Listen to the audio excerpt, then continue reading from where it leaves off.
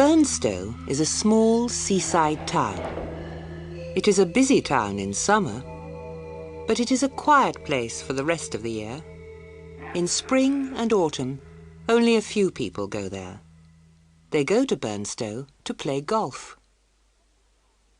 Professor Parkins went to Burnstow in the spring of 1902. He stayed at a small inn called the Globe. The Globe Inn was very near the sea. There were only 2 rooms for guests at the inn. There was a guest in one of the rooms, so the professor had to stay in the other. The landlord took the professor upstairs to the room. The landlord unlocked the door and showed the professor the room. "This is the room, sir," he said. "There are 2 beds. Both of them are comfortable. You can choose the bed you want. There's a good view of the sea from the window." Professor Parkins looked out of the window. The beach was only 100 yards away. The sea looked grey and cold. Then the professor noticed that there were no curtains on the window. "Landlord," he said, "there are no curtains on the window." "Oh, I'm very sorry, sir," said the landlord. "I'll tell the servant to put them up." That afternoon, Professor Parkins met the other guest. His name was Colonel Wilson. They decided to play golf together. The 2 men walked along the road to the golf course. They talked about their lives and their work. Colonel Wilson had been an army officer in India. He had lived in India for many years. "I am an archaeologist," said Professor Parkins. "I study history by digging up old buildings." "Are there any old buildings here, in Burnstow?" asked the Colonel. "I believe there was an old church near the golf course," said the Professor. "But it was pulled down in the 14th century. "Why?" asked the Colonel. "It's unusual to pull down a church, isn't it?" "Yes," said the Professor. "I don't know why it was pulled down. That's why I want to look for it. I want to find the place where the church stood." They played golf for most of the afternoon. "Shall we go back to the inn for a drink before supper?" the Colonel asked. "I will see you at the inn in half an hour," the Professor said. "First, I will look for the old church." "Don't be late," said the Colonel. "It will be dark soon." The Colonel walked along the road towards the inn. The Professor walked towards the beach. He looked at the ground carefully. There were many large grey stones near the beach.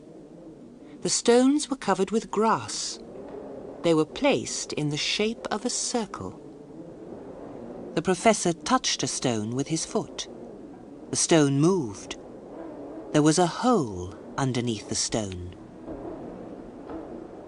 Professor Parkins looked into the hole. It was dark in the hole, and he could not see anything, so he lit a match. The wind blew the match out.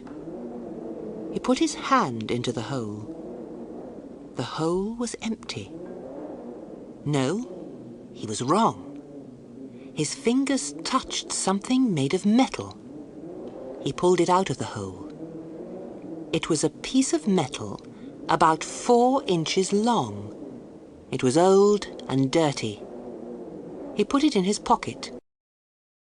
The picture sequence from the cinema has finished. You can look at it once more if you want.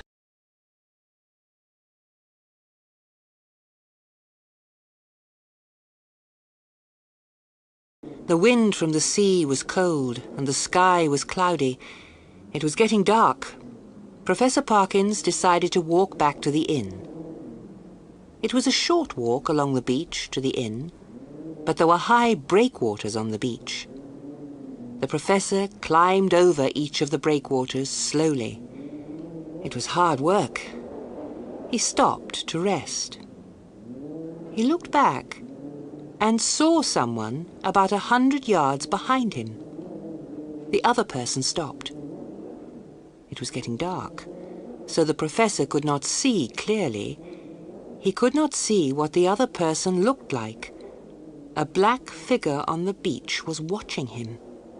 Was it a man or a woman? Or was it something else? The professor suddenly felt afraid. He did not want to meet this strange figure on the dark beach. He thought that the figure was following him. He started to run, but the sand was soft and deep, and the breakwaters were high. He felt he was running in a dream. At last, he reached the inn. He looked round. There was no one behind him on the dark beach. He was cold and tired, and very glad to go into the warm inn. The Colonel was waiting for him. They ate supper together and talked about golf. Then the professor went upstairs to his room. As he took off his jacket, he remembered the piece of metal in his pocket. He took it out and looked at it by candlelight. It was a very old whistle. He tried to blow the whistle. No noise came out. The whistle was full of dirt. The professor took out a small pocket knife. He went to the window to clean the dirt out of the whistle. He saw that there was still no curtains on the window. He opened the window and looked out. The night was dark. There was no moon. But the professor thought there was someone standing on the beach. He cleaned the whistle quickly, then went back to the candle. Now he could see marks on the whistle. The marks were letters. Quis est iste qui venit? Latin, the professor thought. Quis est iste qui venit? That means, who is this who is coming? The professor tried to blow the whistle. No one will come, he thought. But he put the whistle to his lips and blew. The sound of the whistle was clear and high. It was a sad sound. Suddenly, the wind blew strongly through the open window. The candle went out. The professor was surprised and frightened. He stood in the dark, listening to the wind. He walked slowly across the room. He closed the window. Still the wind blew. It blew around the inn, making a terrible noise.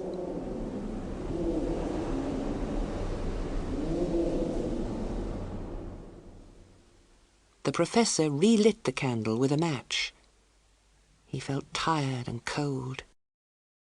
He put the whistle on a table and undressed. Then he got into one of the beds and blew out the candle. The picture sequence from the cinema has finished. You can look at it once more if you want. When he closed his eyes, he dreamed he was on the beach. He saw the high breakwaters. It was dark, but he saw everything clearly. He saw someone running. Every few seconds, the man looked behind him. The man was frightened and tired. He climbed over each breakwater more slowly. Finally, he fell on the sand and lay still. He had a look of terror on his face. Behind the man, someone or something was moving very quickly. It came nearer and nearer. It was a strange black figure. It came closer and closer to the man who lay on the beach. It stopped, and then it jumped straight towards the man. Professor Parkins opened his eyes. He was too afraid to see what happened next. Every time he closed his eyes, he had the same dream. At last, he reached for his matches and lit the candle. Something moved on the floor under his bed. He thought it was a mouse. The professor was not able to sleep again. When morning came, he went downstairs for breakfast. "You don't look well," the Colonel said. "A game of golf will make you feel better." "Yes," said the Professor. "I need some fresh air." After breakfast, the Professor went upstairs to get his hat. The servant was cleaning his room. "Good morning, sir," the girl said. "It was cold and windy last night. Would you like another blanket for your bed?"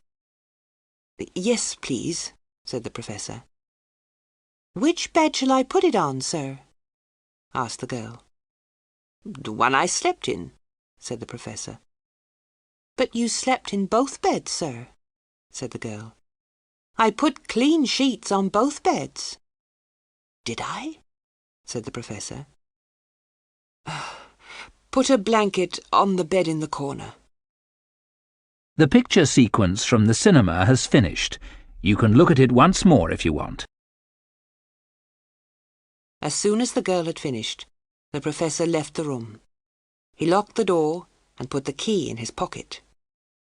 He met the Colonel downstairs. They walked along the road to the golf course. "It was very windy last night," said the Colonel.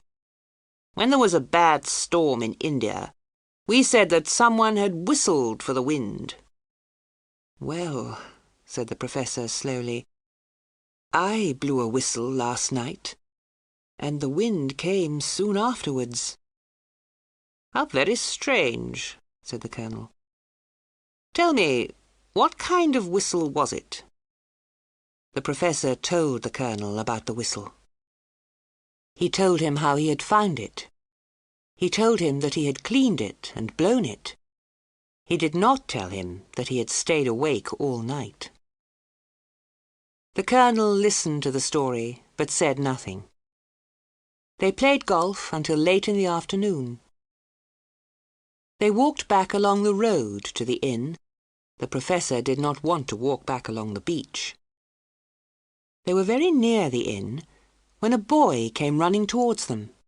He ran straight into the Colonel and fell over. "What's the matter?" the Colonel asked angrily. "Look where you're going."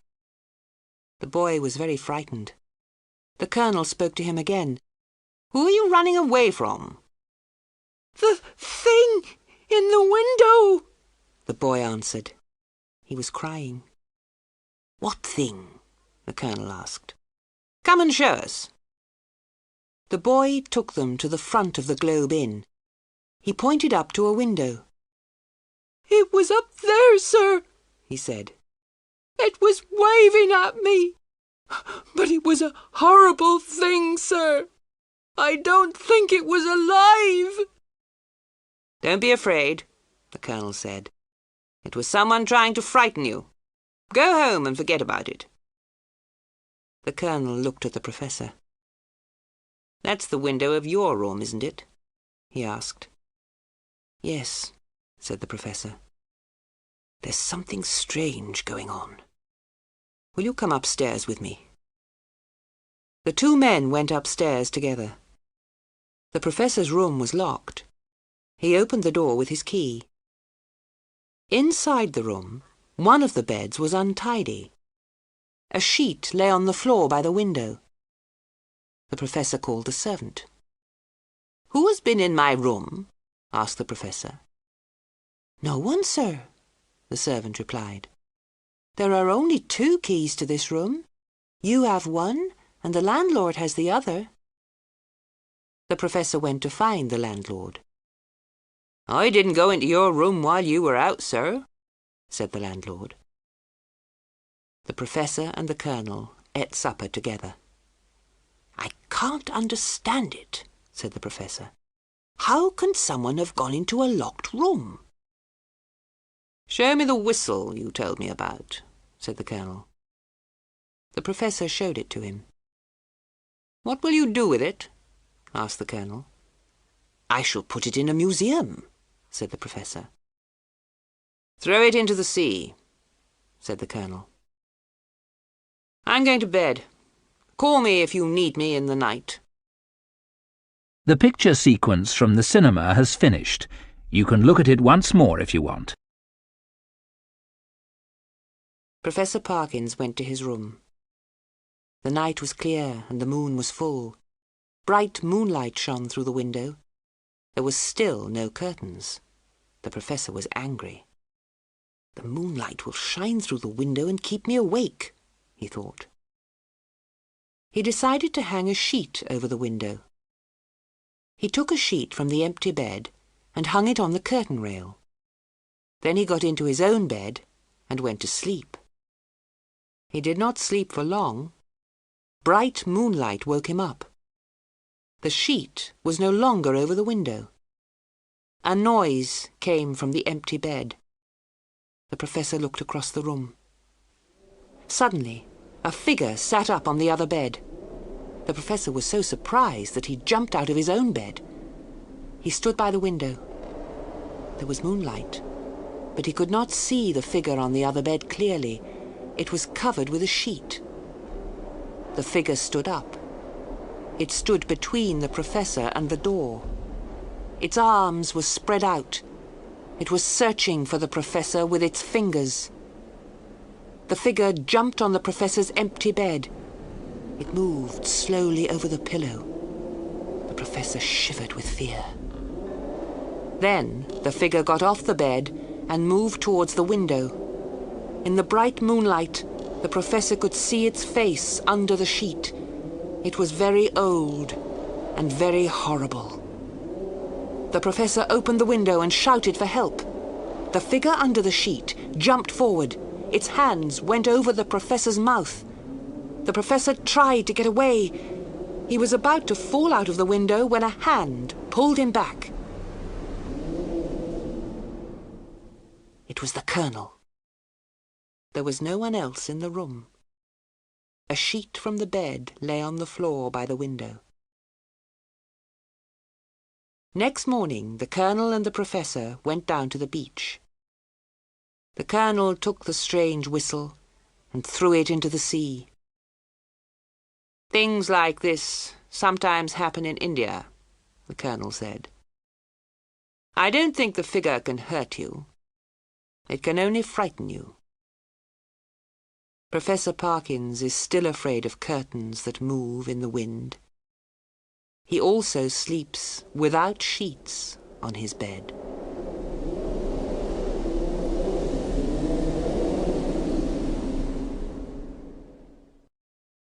The picture sequence from the cinema has finished.